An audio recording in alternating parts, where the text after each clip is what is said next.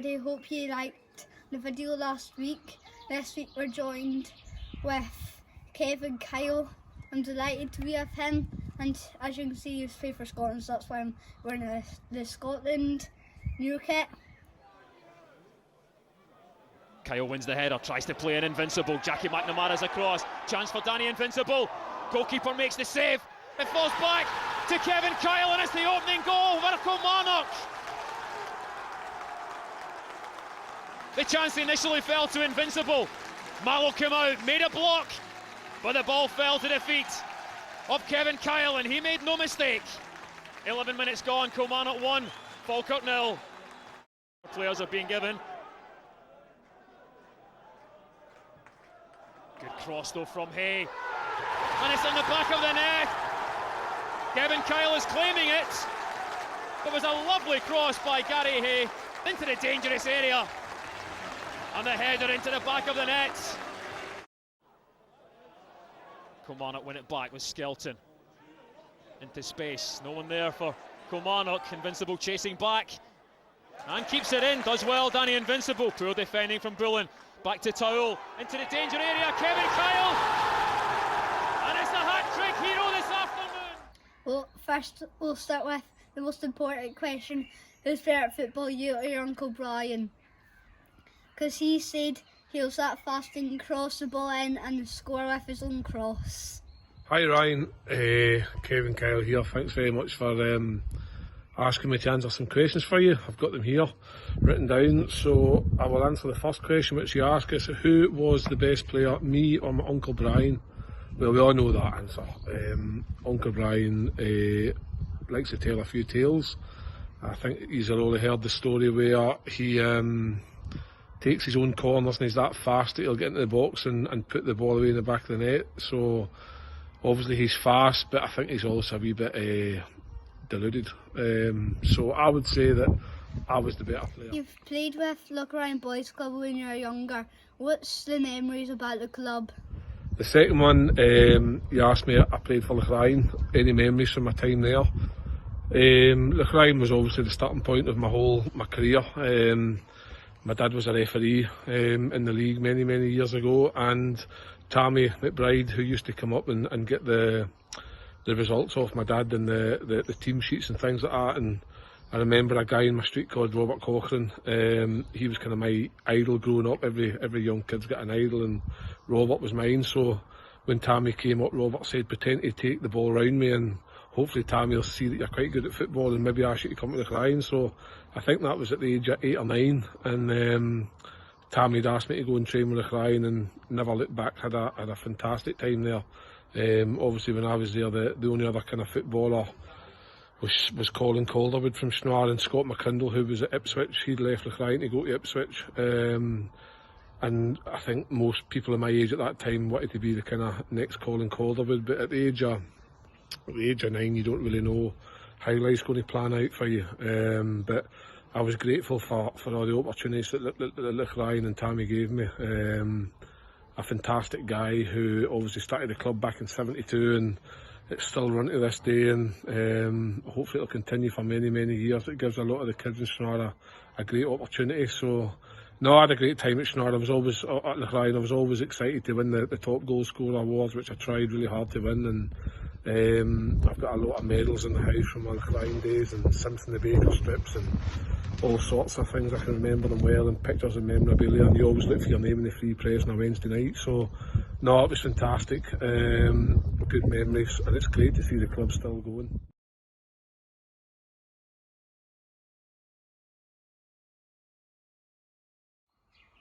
You had a good school football team. Do you think anybody would turn professional? Third question, you had a good school football team with Stranraer Academy. Did you think anyone would have turned professional? I think a lot of us hoped we would turn professional. The difficulty back then was, because we're from Stranraer and the geography of where Stranraer is, it's very difficult to get somebody to notice you to become that, to give you that opportunity to become a professional footballer. We were fortunate that we had parents who were willing to travel to Ayr to take us to a level where people were watching that we might get an opportunity to become a footballer. But there was Alan Jenkins, who was a cracking footballer. He had loads of trials at loads of different teams and had a fantastic career. Guys like Gordon Anderson, who was a year above, he was a cracking footballer as well. He had trials at Queen of the South and Kilmarnock and other teams. There was other players like, who else did we have? There was loads. There was guys younger than me, the likes of Jonesy and Rab Garrett and stuff. They had opportunities at other teams, and football's a lot about luck. A lot of kids have ability, and it's just catching a break or a bit of luck where somebody recognises your talents and they give you an opportunity, and then that opportunity is then up to you. I thought maybe one or twos would make it at some level, but what level that would have been, nobody really knew. So we just kind of went with the flow. And because Alan had a lot of trials, I always thought Alan was going to sign for somebody big and go on and have a good career. But things pop up in your life and circumstances change and stuff, and moving away from home is it's not the easiest thing in the world. I remember leaving at 17 and it was difficult, but no, there was a lot of guys, Scott McCrindle, Robert Cochrane, two guys that were maybe 2 or 3 years older than me, but they were superb. Chris McClory, Michael Brown, he went away to Manchester City as a goalkeeper for, I don't know, a good 2-3 years, and then ended up forging out a decent career in the lower leagues of Scottish football. So no, there was, for a small town, a lot of talent come out of it. How different could your career have went without injuries? Fourth question, how different could my career have been without the injuries? It possibly could have been, like, I had a wonderful career. I played with a lot of very, very top flight teams, a lot of good teams, big clubs, but the problem I had with injuries was that they came at the wrong time. I'd just finished top goal scorer for Sunderland in the Championship, and I came back, was offered, I was actually nearly bought by Crystal Palace, who had beat us in the playoffs to get promoted to the Premiership that year. They'd offered like 3-4 million quid to try and take me to Crystal Palace, and Mike McCarthy didn't want me to go, so they were offering me a new deal, and it was a deal that was going to kind of, like, you look at it and think to change your life. But 3 weeks into the pre-season and my hip went, and that was it. I never kicked a ball for another 18 months, and I suffered. I ended up watching the team that I was the kind of main focal point of get promoted to the Premiership, then watched them get relegated coming out of the Premiership the year after. So that was difficult. And then obviously when I came to Scotland, I just scored the winner in the Edinburgh Derby against Hibs up at Tynecastle in the 85th, 86th minute, and my hip went again, and I spent the next 18 months out of my career when there was talks or rumours that I was maybe on the verge of going to Celtic or Rangers at that time, and it was difficult. It was tough to take, but I can't really. I'll never look back at the injuries as anything that really was a big. It affected me at that time, but now 39 years old and look back, the injuries could have made things a wee bit different. I could have maybe had a more consistent career, and like, if you think about it, I played football, I think, for 15 years. And I spent 3 of those years out injured, so I missed out on a lot of game time and a lot of goals, hopefully. But no, I always look back and think what will be, and what's meant to happen was supposed to happen. So I just reflect on it as a point that that's what happened, and it was an experience that'll help me maybe to help others in the future when they get injuries. So no, it was what it was, but would it have changed my path? It possibly could have done, but I was still grateful for the path that Going for it, taken finally by Tico. Nish goes down. Skachel. Vidas Novikovas. Natural dribbler. Done well here, Novikovas. And Kevin Kyle! With 4 minutes to go. Hearts get the goal in the Edinburgh Derby that the play has merited.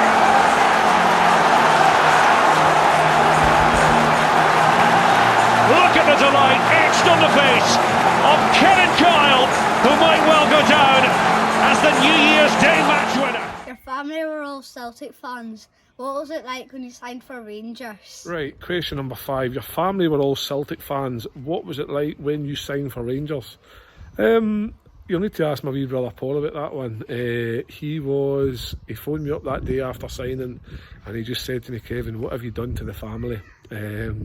So, but and all jokes aside, he was proud of me because, like, although we did support Celtic, or we do support Celtic, Celtic and Rangers don't affect our life, so we don't take it too seriously. Maybe my brother Paul takes it a wee bit seriously, but for me personally, having been a professional footballer and understand how it all works, I just looked at it as a great opportunity in my career to go and play with the famous Glasgow Rangers and have an opportunity that a lot of people would dream of doing. My dream was maybe to play for Celtic at one point, but for me, one of the two biggest teams in Scotland, you couldn't say no to that. So we went along and it was good. Like I say, I got an injury during my time at Rangers and that didn't help either. But my brother, my dad, my friends and family all came and watched, and my wee brother did say that he'd felt quite proud of me playing for Rangers. I scored that day and he felt quite proud. So it meant a lot, but whether he was telling the truth or not, you'll need to ask Paul. What was your best moment playing football? Number 6, what was your best moment playing football? Well, my best moment would be playing for my country. I think to even dream of being a footballer, it's an ambition that not a lot of many people actually fulfil. So for me to become a footballer was amazing, but to actually get the opportunity to then go and represent my country at full international level at the age of 21, I think I was 20 in fact, was the best thing that. Okay, Tom, I'm just coming. Was the best thing I've ever done in football, because when you're standing there in the lineup 1 to 11, you're sitting there singing the Scottish national anthem, and you're one of 11 players picked out of 5 million people in Scotland to represent the country. Some great times and some bad times, but that would be for me the pinnacle of my career, because it doesn't get any higher than that, playing international football for your country and representing your country at something. So that would be my best moment.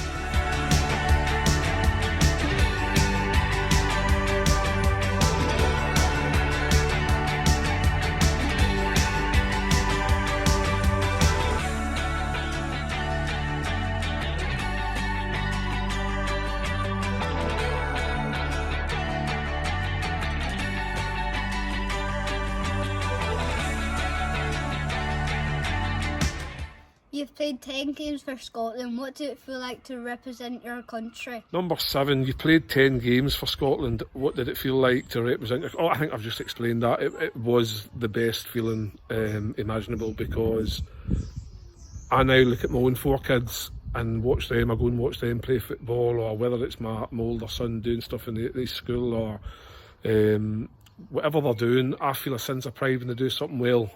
So I can only imagine how my dad and my mum felt when I turned on the Scotland jersey at Hampden and stuff. The pride that they must have felt that night was, it must have been immense, because when a few weeks ago, well before lockdown, my third youngest kid Danny, he'd scored like 8-9 goals in his wee fun fours, and I was thinking, man, how good's he? I was so proud of him, and it was the same when Harry started playing football, and I felt I was surprised when they scored goals. So for me, playing was a proud moment, and it was just I felt the pride of everybody else feeling proud of me. So it was an amazing feeling, one that it's very hard to describe.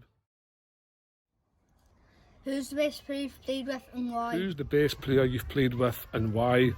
I've played with many good footballers, but I would have to say Kevin Phillips, my time at Sunderland. I didn't play with him too much, I trained with him a lot, but in terms of a striker and ability to score goals, he was on a different planet. He was so good and such a nice guy that anything you could ask him, he would come and help you, or he would show you and stuff and give you advice. But a top professional, a person who looked after himself, worked on things he was maybe needing to work on, but his level of finishing at the top level was incredible. And I think he was the last Englishman to win the European Golden Boot, or I think something like that. So he'd scored 30 goals in the Premiership, which there's no many strikers have done. So no, Kevin Phillips for me was probably one of the best players I played with. Who's the best player you've played against and why? Number 10, who's the best player you've played against and why? Oh, geez, I've played against some unbelievable players. I remember playing against Figo in a Scotland game against Portugal. I remember playing against guys like Roy Keane, Beckham, Rooney. But for me, Thierry Henry was incredible. We played Arsenal at the Stadium of Light last game of the season. We were actually relegated, and I remember getting the ball in the halfway line, taking a touch to control it, and I just wanted to lift my head to pass it off to somebody, and the ball was gone. I was like, where's that ball went? And it was Thierry Henry. He was that fast. He came and took the ball off me, and I hadn't even known. But he was when you see him on the TV and stuff, to see him live, he was like 6'2". He was only like an inch shorter than me. He was big, he was athletic, he was very good looking as well. But he was such an incredible footballer. He was so fast and gifted the way he glided past people, and for him, he was that one person who made me think, oh wow. So for that answer would be definitely Thierry Henry. Who's the most famous person in your phone book? Well, who's the most famous person in your phone book? I've got obviously a lot of footballers in my phone book. So I was having a wee look through there. So probably I would say Mick McCarthy, because no so recently he was the Ireland manager, very successful manager. So Big Mick would be probably the most famous name in my phone book. What's the funniest thing you've seen in training or a game? The funniest thing you've seen at training or in a game?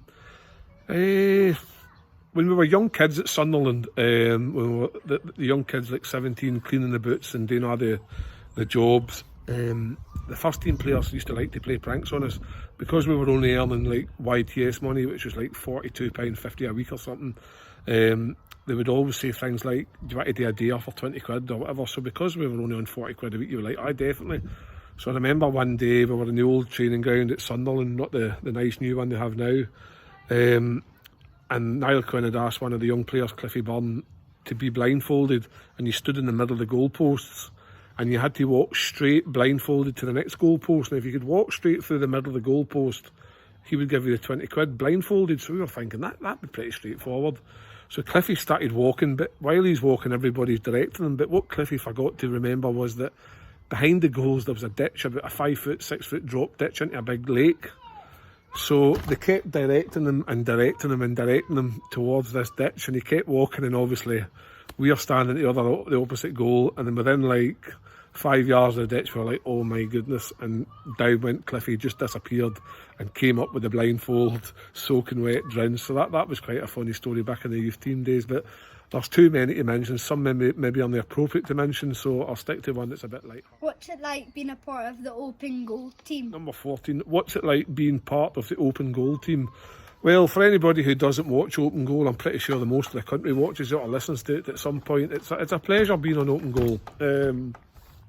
I was asked to go on one day and do an interview with Simon and talk about my career, and apparently it went down quite well. It's got about 70,000-80,000 views, and people thought I was a nice enough guy, bit of humour, funny and down to earth. So then he asked me on the podcast, and from there me, Slaney and Si have kind of kept the nation entertained with funny football stories and topics of the week and things like that. But no, it's a pleasure being there and looking forward to everyone going forward with that. We've got, obviously, this is the wee man telling me the tea's ready.